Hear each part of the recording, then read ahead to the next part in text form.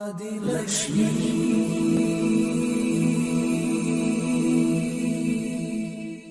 श्री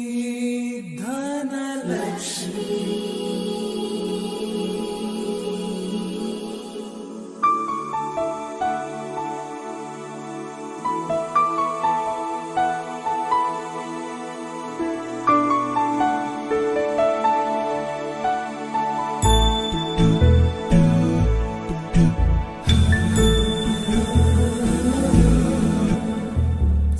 सुमनसवन्दित सुन्दरि माधवी चन्द्र सहोदरि हेममयी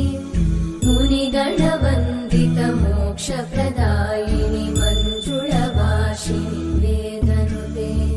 पङ्कजवासिनि देव सुपूजित सद्गुणवर्षिणि शान्तियुते जय जय हे मधुसूदन कामिनि आदिलक्ष्मि जय पालय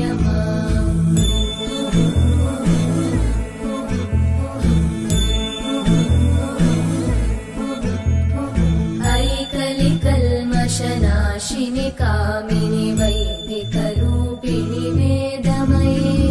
क्षीरसमुद्भव मङ्गलरूपिणि मन्त्रनिवासिनि मन्त्रनुते मङ्गलदायिनि अम्बुजवासिनि देवगणाश्रितपादयुते जय जय हे मधुसूदन कामिनि धान्यलक्ष्मि जय पालय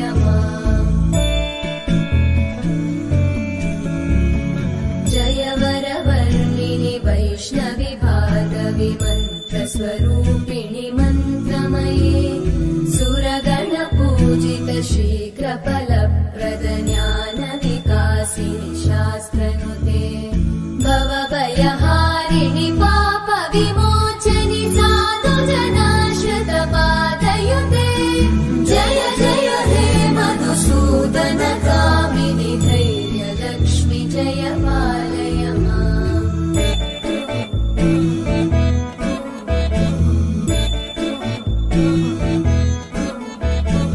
जय जय दुर्गतिनाशिनि कामिनि सर्वफलप्रद शास्त्रमये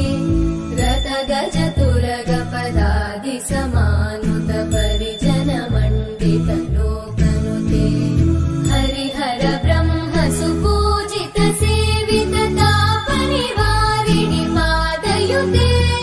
जय जय हे मधुसूदन कामिनि श्रीगजलक्ष्मी पालय